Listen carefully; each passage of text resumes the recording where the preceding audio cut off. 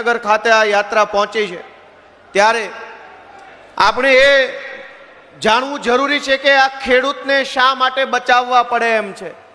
એવી તો શું તકલીફ છે કે ખેડૂત બચાવો એવું કહેવું પડ્યું।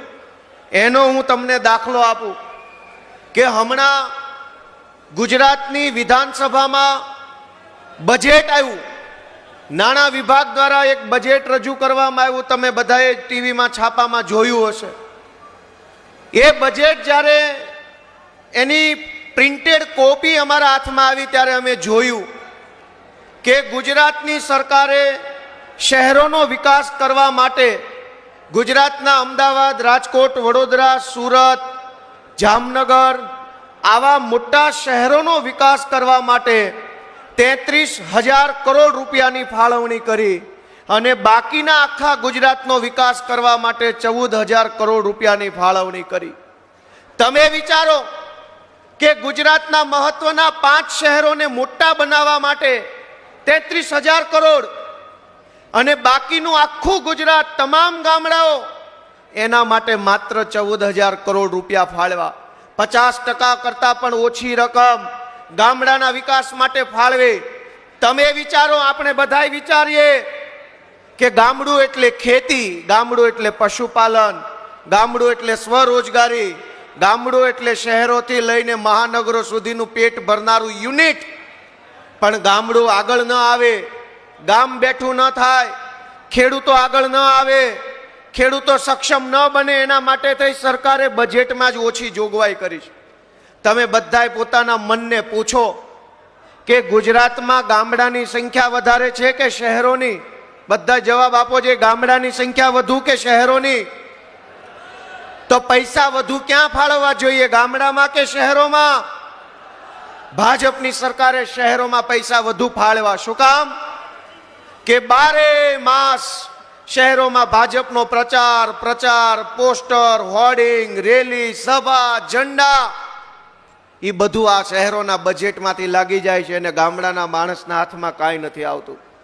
આજે પશુપાલન કરતા હોય એમને મારે જણાવવું છે કે ગુજરાતમાં 4 લાખ કરોડ રૂપિયાનું બજેટ બહાર પડ્યું, એમાંથી પશુપાલન વિભાગને કેટલા રૂપિયા ફાળવા? તમને બધાને જાણીને આશ્ચર્ય થશે, માત્ર 500 કરોડ રૂપિયા। 100 કરોડ રૂપિયા તો ડેડિયાપાડામાં નરેન્દ્ર મોદીની સભામાં ખર્ચો થઈ ગયો। પણ આખા ગુજરાતમાં ગાય, ભેંસ, ઘેટા, બકરા, અન્ય દૂધાળા પશુનું પશુપાલન કરતા પશુપાલકો માટે માત્ર 500 કરોડ રૂપિયા, ગામડાના વિકાસ માટે માત્ર 14,000 કરોડ રૂપિયા, શહેરોના વિકાસ માટે 33,000 કરોડ રૂપિયા અને ભાજપનો વિકાસ કરવા માટે 10,000 કરોડ રૂપિયા ફળવાઈ ગયા છે। દોસ્તો, આપણે વિચારવું પડશે કે મત તો આપણા બધાનો હોય છે। અહીં ગાંધીનગરની વિધાનસભામાં બેઠેલી ભાજપની સરકારને ગામડામાંથી પણ મત આપે છે અને શહેરોમાંથી પણ આપે છે। તો ગામડા સાથે અન્યાય કેમ? અને ગામડા સાથે અન્યાય એટલે જ તો ખેડૂત સાથે અન્યાય। ગામડાનો માણસ શું કરે છે? યા તો પોતાની જમીનમાં ખેતી કરે, યા તો બીજાની જમીનમાં ખેતી મજૂરી કરે। એટલે ગામડાની મુખ્ય કમાણીનું સાધન, ગામડામાં આજીવિકાનો મુખ્ય રસ્તો ખેતી અને ખેતી મજૂરી છે। હવે ગામડું આપણે લાચારીવશ છોડવું પડે, ગામડામાં રહી ન શકીએ એવી પરિસ્થિતિનું નિર્માણ આ ભાજપની સરકારે કર્યું છે। દોસ્તો, અમે આ બજેટ વાંચતા હતા, હું તો પહેલી વાર ધારાસભ્ય બન્યો છું અને બજેટ પહેલી વાર જોયું। ચૈતરભાઈ ને હેમંતભાઈ ને તો 2022માં ચૂંટાઈ ગયા હતા એટલે એને 2-4 બજેટ વધુ જોયા છે।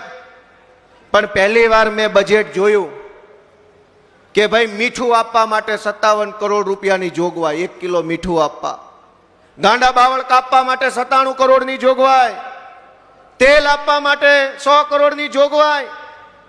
આ સરકાર છે કે કરિયાણાની દુકાન? 30 વર્ષ થઈ ગયા ગુજરાતમાં, 30 વર્ષ થઈ ગયા। સરકારે જો મફતનું મીઠું હજુ જનતાને આપવું પડતું હોય તો ભૂખમરો કઈ હદે આવી ગયો હશે? નહીતર દેશમાં સૌથી સસ્તામાં સસ્તી 2 વસ્તુ, એક માચીસ અને એક મીઠું, એ ક્યારેય મોંઘું લાગતું જ નથી। હવે જો સસ્તામાં સસ્તું મીઠું સરકારે આપવું પડતું હોય તો લોકો કઈ હદે કંગાળ બની ગયા છે એ તો વિચાર ભાજપવાળાએ કરવો પડે. એના બદલે ગર્વ સાથે વિધાનસભામાં બોલે છે ભાજપના માણસો કે અમારી સરકાર 75 લાખ કુટુંબોને મીઠું આપે છે. અરે તમારા ઘરે 3 ખટારા મીઠું મોકલી દઉં, જાવ હવે અહીંથી રજા લો, નીકળો ઓછા પગે. હાલી હું નીકળ્યા છો, 30 વર્ષથી સરકાર ચલાવો છો, હજુ મીઠું આપવાનો ગર્વ લ્યો છો? એટલું મીઠું તો અમારા ઘોડાને ઊંટિયા ખાઈ જાય છે. દોસ્તો, બહુ વિચારવાનો સમય આવી ગયો છે. તડકો બહુ છે, મહેમાન આવી ગયા છે. હાવ ટૂંકમાં મારી વાત કહેવી છે કે તમે તમામ મિત્રો, જે લોકો આ મારી વાત સાંભળે છે અહીંયા બેસીને કે કેમેરામાંથી, આમ આદમી પાર્ટીની ચિંતા ભલે ન કરો, ગોપાલ ઇટાલિયા કે ચૈતર વસાવાની ચિંતા ભલે ન કરો, પણ તમારી પોતાની ચિંતા જરૂર કરજો. નહીતર આ ભાજપની સરકારમાં છે ને કાંઈ વધવાનું નથી, વાંઢા છોકરા સિવાય કંઈ વધે એમ નથી. ગમે એટલી મહેનત કરો, કશું જ વધવા નહીં દે આ લોકો. શું કામ? કેમ કે આખી સરકાર રામ ભરોસે હાલે છે. તમે જુઓ, દર 6 મહિને મુખ્યમંત્રી સાહેબ એવો પરિપત્ર બહાર પાડે છે, સરકારી અધિકારીઓને સૂચના આપતો પરિપત્ર બહાર પાડે કે એ બધા સરકારી સાહેબો, એ મારા કલેક્ટર કાકા, એ ડેપ્યુટી કલેક્ટર મોટા બાપુ, અમારા ધારાસભ્યોનું જરાક માન સન્માન જાળવજો. હાવ આવી રીતે પટાવાળા જેવું ન કરતા એની હારે. તમે વિચાર કરો કે એકની એક કંપનીમાં 30 વર્ષ સુધી તમે કામ કરો તો તમારી કામ ઉપર આવડત વધે કે ઢીલા પડી જાઓ? કયો છે બધા? આવડત વધે, માણસ મજબૂત બનવો જોઈએ. એકના એક પીએસઆઈ, એકના એક પોલીસ સ્ટેશનમાં 30 વર્ષ નોકરી કરે ને તો એ નાના ધારાસભ્ય કરતા વધુ પાવરફુલ બની જાય. વાત સાચી કે ખોટી? એકનો એક માણસ એકની એક જગ્યાએ વર્ષો સુધી રહે, ટકે તો મજબૂત બને. સરકાર 30 વર્ષ સુધી એકની એક પાર્ટીની આવી, એ મજબૂત બનવી જોઈએ કે ઢીલી પડવી જોઈએ? એના બદલે આ સરકાર ઢીલી પડી ગઈ. કલેક્ટરો, મામલતદારો, અધિકારીઓ સામે આમનું કાંઈ ઉપજતું નથી. દર 6 મહિને મુખ્યમંત્રીએ વિનંતીઓ કરવી પડે મોટા સાહેબોને કે એ કાકા અમારું માનમાં રાખો ને થોડું.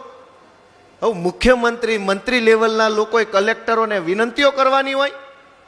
દોસ્તો, તમે વિચારો કે સરકાર નહીં, 1 નંબરનું સર્કસ અંદર વિધાનસભામાં અત્યારે હાલી રહ્યું છે. અને એ સર્કસ કેવું છે એ ગુજરાતની જનતા જાણી ન જાય એટલે વિધાનસભાનું લાઈવ પ્રસારણ બંધ રાખ્યું છે. જે દિવસે લાઈવ આવશે ને તેથી તમને સર્કસ નરી આંખે જોવા મળશે. દોસ્તો, મારી એક જ વિનંતી છે કે ગુજરાતના ખેડૂતોને બચાવવા માટે, ગુજરાતને બચાવવા માટે, ગુજરાતના છેવાડાના માણસને બચાવવા માટે આમ આદમી પાર્ટીના સૌ આગેવાનો ખૂબ મહેનત કરી રહ્યા છે. અને તમારા આશીર્વાદની જરૂર છે દોસ્તો, આશીર્વાદની. પ્રવીણભાઈ રામ, આ રમેશભાઈ મેર, રાજુભાઈ બોરખતરિયા, હરેશભાઈ સાવલિયા, ચૈતરભાઈ, આ તમામ આગેવાનો આપણા માટે જેલમાં જાય છે, યાતનાઓ સહન કરે છે, પણ સરેન્ડર કરતા નથી. દોસ્તો, તમારા એક આશીર્વાદ ભરેલો મત જો મળશે ને તો કરોડો લોકોનું સારું થવાની સંભાવનાઓ ઊભી થઈ છે. અને એટલે મારી વિનંતી છે દોસ્તો કે આવનારી ચૂંટણીઓની અંદર